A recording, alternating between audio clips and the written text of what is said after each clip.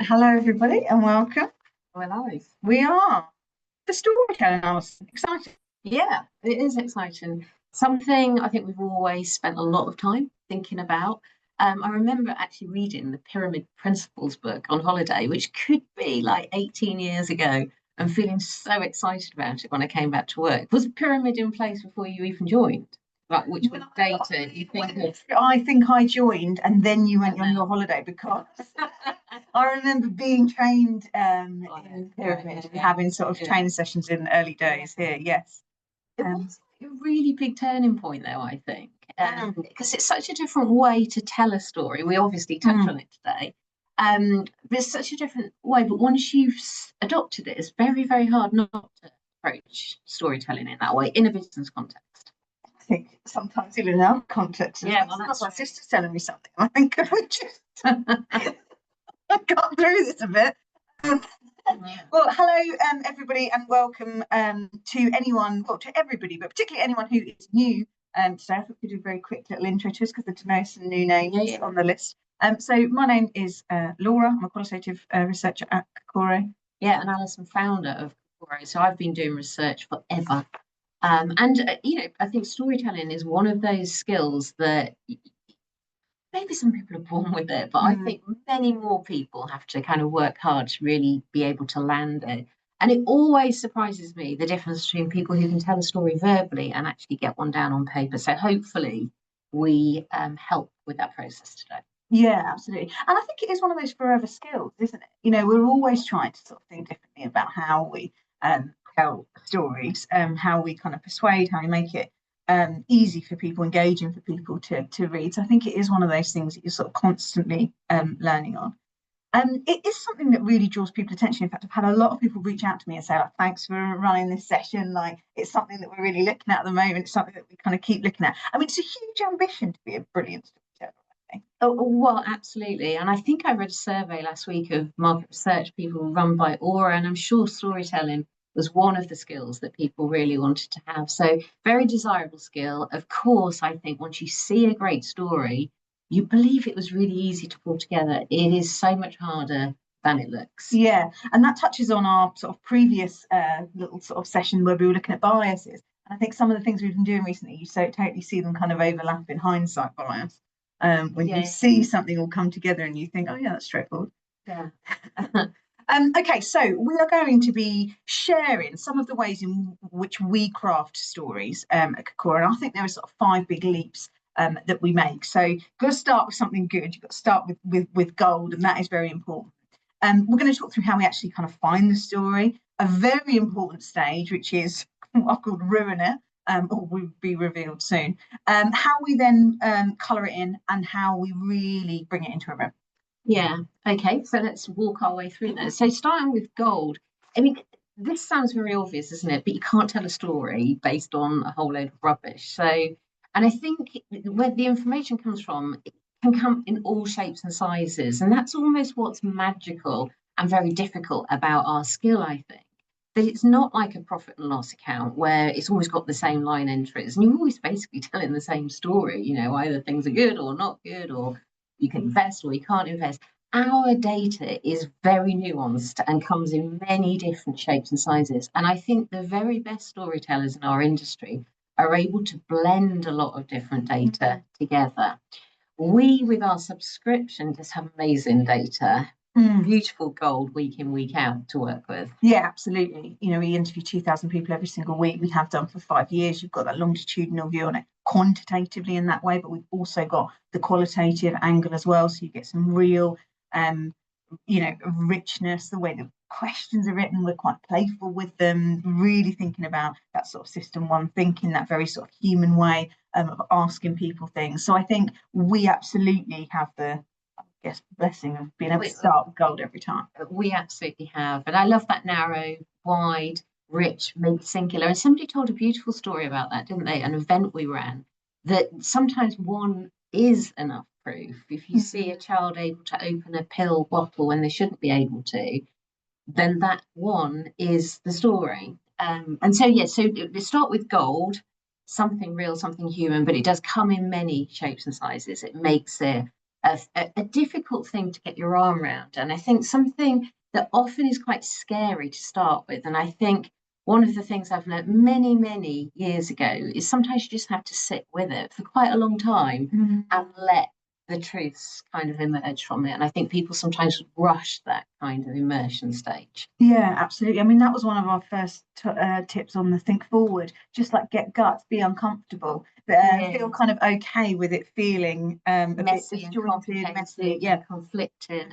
Absolutely. So the first of all, yeah, get yourself some good data, which comes in many forms. The second thing is just find the story, and that is the process of sort of sitting with that big data set for a long time and just really finding a gem within it. You've created quite a lot of different headings here. We're not saying you have to tick every one of these. no. You just have to be able to sort of go in one of those directions. Yeah, I think one of the curses of being a researcher is that you can find anything interesting. And I don't think that that's good enough when you're telling a story. You've got to give other people a reason to care. And I think that is the heart of brilliant storytelling. And so, yeah, here, just sort of sharing some big questions you could ask yourself, some things that could be running through your mind, or but you could even kind of bring into the room if you're brainstorming. That will help you get that sense of kind of energy, that sense of kind of fire to a story. What is tension? Why should we care about it? Why now? Like, why is this gaining momentum? Who cares? Like that kind of thing, I think. So I'm hoping these sort of prompts, if you do walk through a handful of those, you will get to a good story. So when you're saying find a story, find a kind of reason to read your story is what you're saying. And in a business situation, often really a commercial reason Yes. to listen to your story. And so I think the next slide kind of really brings that to life, doesn't it? This is sort of Christmas predictions we were making. And really, you've got what we're trying to do on these slides here is ultimately commercial reason to believe this prediction, why it's true, why it's happening here and now, what it's sort of rooted in. And more importantly, the sort of end of the story is what you should do with it. Yeah, absolutely. I mean, we would often, I think, in a piece of work like that, be very sort of open about the tension that's at the heart of it, what's really kind of driving something, where it kind of might end up, really kind of explicitly sort of calling this out in something like a prediction doc. Yeah. And I think a build on that is another way to find the story is the commercial tension, isn't it? We've started to do these sort of trending tens, we're calling them, each week, looking at 3 different sort of trends. And each time we're trying to find the commercial tension within that.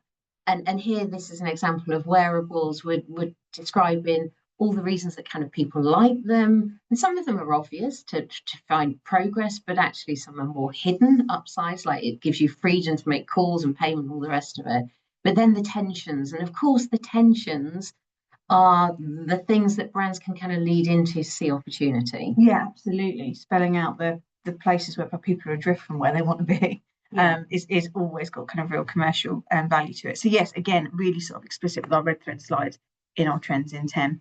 Another element is just if you look as far forward as possible, the story will be more interesting, really captivating. Yes, absolutely. And we've really learned this over the last few years, isn't it? That, people quite like a really good description of what is happening now because that gives you a sense of control. But of course, the sense of liberation and the sense that you can do something about it is about painting where something is going to be in the future. And so really important, I think, if you want to get the attention of very senior people, is you've got to paint a time horizon where they can do something about it and effectively create returns for the business. Yeah, absolutely. And we're in the discipline of doing that every single month. This forms part of our kind of monthly deliverables, where we do take a look at what's happening, but we have this very important session where we look ahead at what's happening, really kind of explicitly spell out kind of where these sorts of things are moving to every single month. Yeah, absolutely. So find a story and try and make that story as forward facing as possible.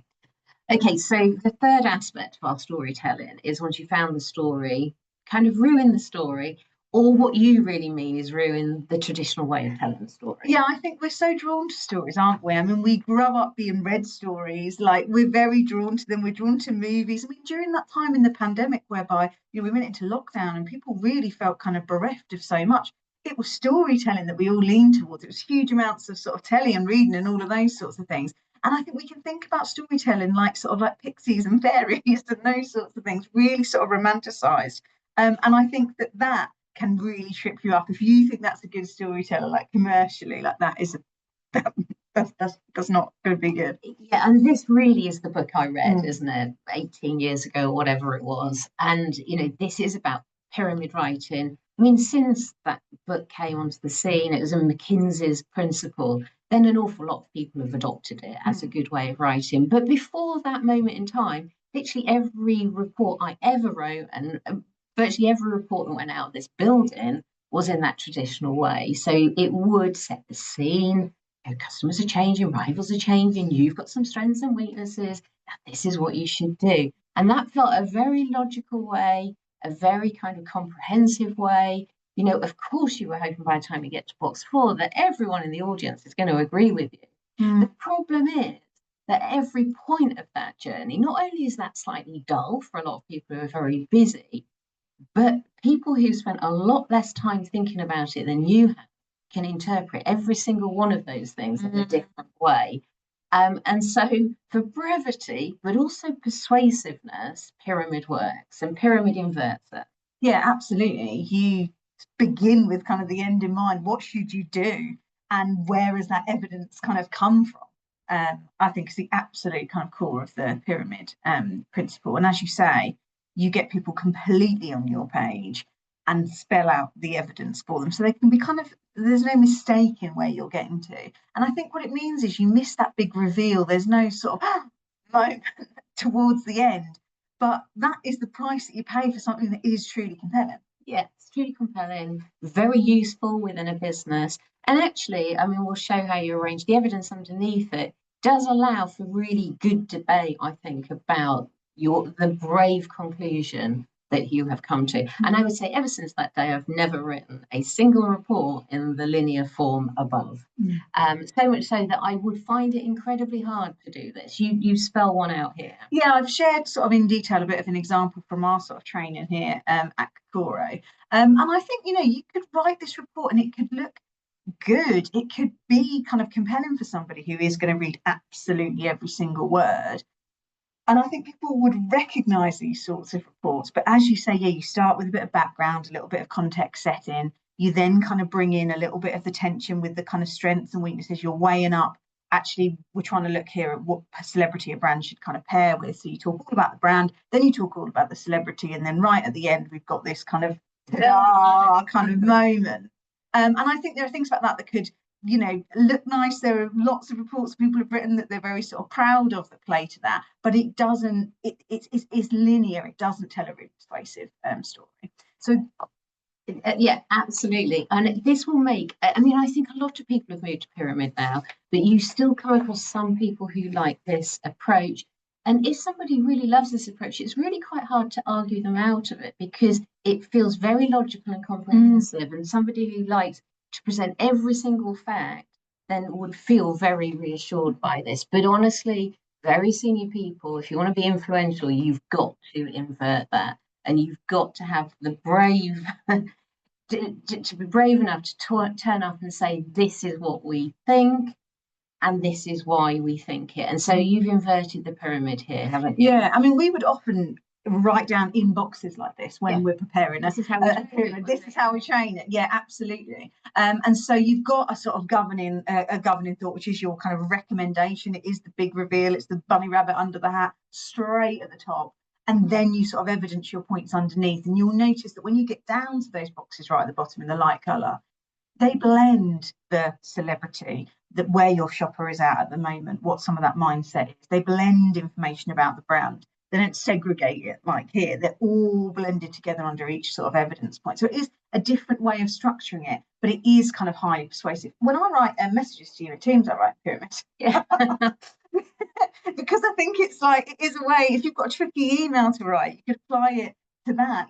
Absolutely, you're trying to get people to agree that top thing. It's joyful. As someone who receives a lot of information, it is joyful to receive documents in this way, any kind of document, because the truth is, you can just read the top bit and you might say, yeah, that's fine. And that allows you to have 2-minute conversation with someone very senior, and they go, brilliant, I'm on that. And you don't have to even bore them with the pink box and the lighter pink box. But if they say why, then you go to that middle level and you can tell them why. And if they say, well, evidence that, then you can go to that lower level. So it just allows you to be very persuasive. You can't have a 2-minute conversation the other way because you're going, oh, and you've bored most people by that stage. So if that sounds harsh and probably makes some people feel uncomfortable, honestly, if you want to be persuasive, then I'd really recommend you try the other way. I think it feels so difficult because it is just not the stories that we love. If you are in the pub telling a brilliant story, you want to take the person Hollywood approach. All around all the corners. It's absolutely not the Hollywood approach. If this feels uncomfortable, this is something that really helped me. I think because I can listen to stories sort of endlessly. Is think about ruining stories and actually just try. And I hope this isn't going to be a spoiler of the Wizard of Oz. Ultimately, the pyramid answer to the Wizard of Oz is home is closer than you think. And so have a play with, and this is one of the things we do in pyramid training, have a play with some brilliant stories. And again, hopefully there aren't spoilers a lot. This is quite old now. With some brilliant sort of TV shows, movies, books, maybe even that you just like and think, God, if I had to pyramid that, what's the answer? And I think you can have quite a lot of fun with it. And the more that you do it, the just more natural it feels. Yeah, I absolutely spot on. Yeah. I mean, I can't say any more than that. It is spot on, and it is really what I think people with very limited time in a business want to appreciate. I was sort of reflecting in my mind, and I don't want to drift off because I know we're short of time. Back in the day when I really first started working in research, I do think there were some qualitative researchers in particular who could pull off the non-pyramid, but it was almost like they were entertaining their audience, and debriefs could last a very long time. But I just think the world is not like that anymore. We're bombarded by information. People want to make quick decisions. And I think pyramid, therefore, is the way to go.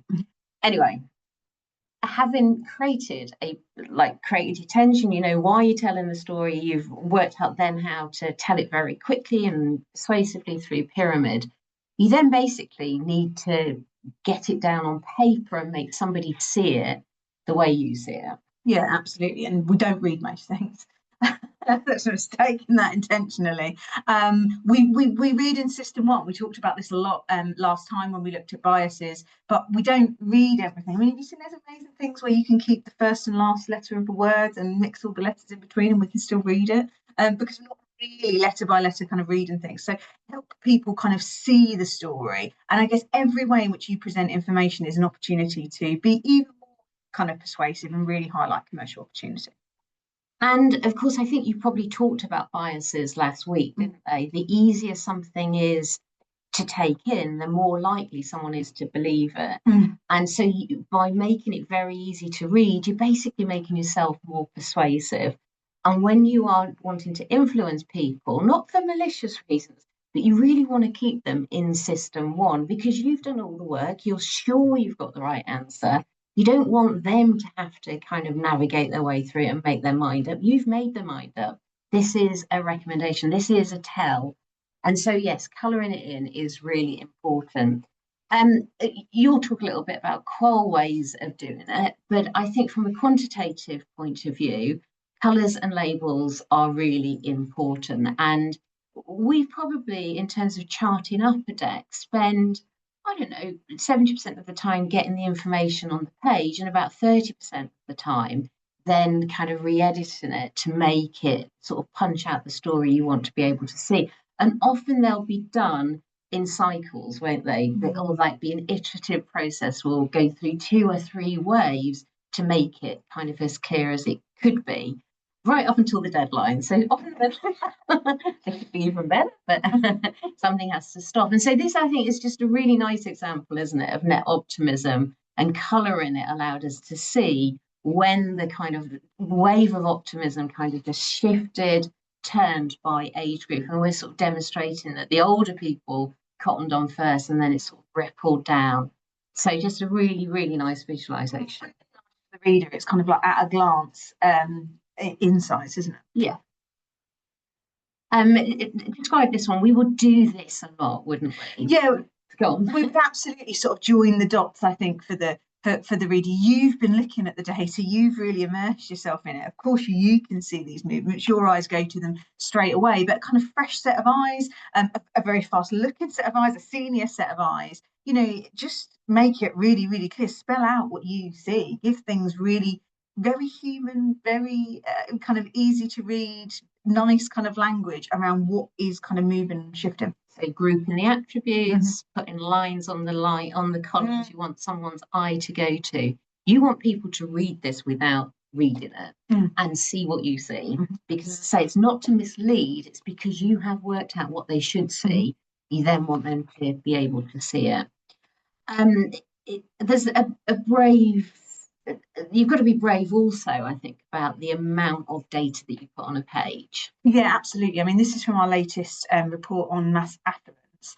There's lots of different components that we're looking at there. To start with, you're comparing kind of the mass affluent to the total. We've got a huge number of questions to look at. You've got everything possible someone might have done in the last week.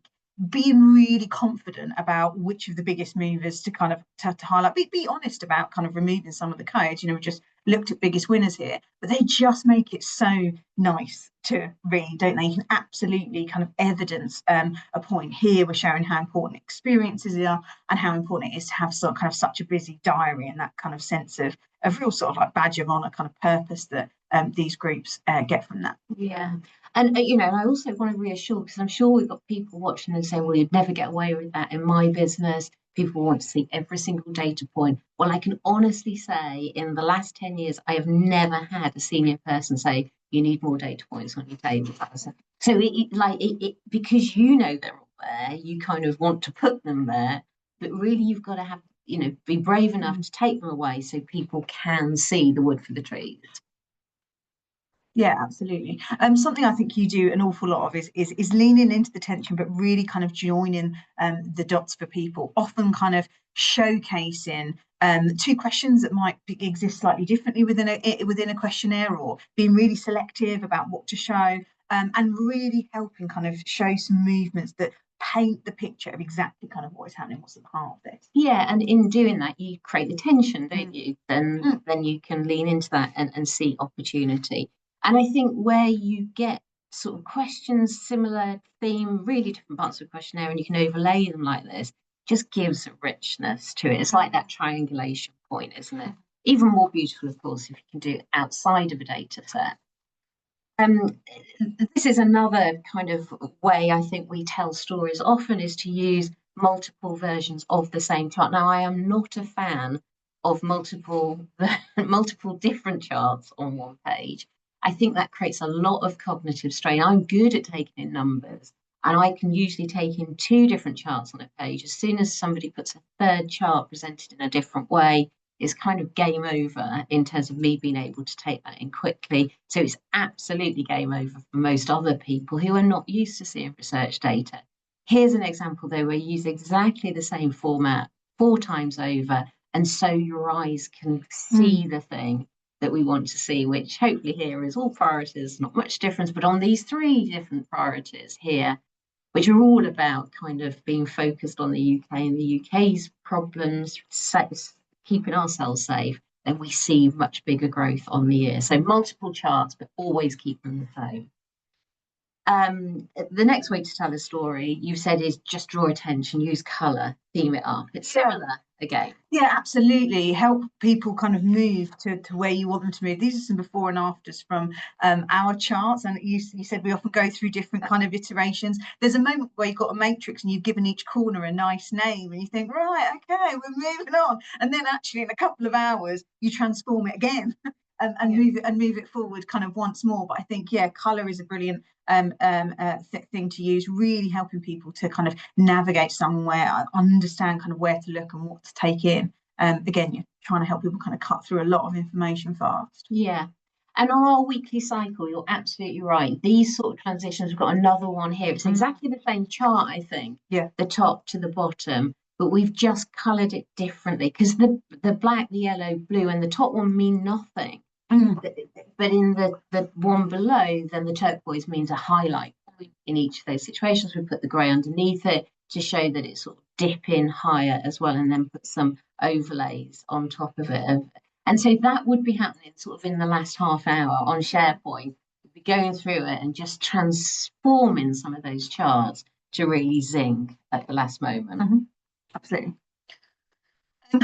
Imagery, of course, if how things look are important, imagery is absolutely at the heart of it. And I just think that when you're talking about real people and real problems and looking for real commercial opportunity, it has got to look real. It can't look like it's come out tripped out of a magazine and is completely staged, and a child of today is playing with kind of old kind of wooden toys, those sorts of things. All the imagery on the left, you can find loads of that online, and it just looks really ideal. I think it looks sort of detached. It's not compelling, is it? These aren't real problems to solve with real pounds attached to them. The minute I think you have really kind of grounded, kind of immersive kind of imagery, that's when things kind of really just sing. And it's sort of one of those things you don't really notice unless it's not great.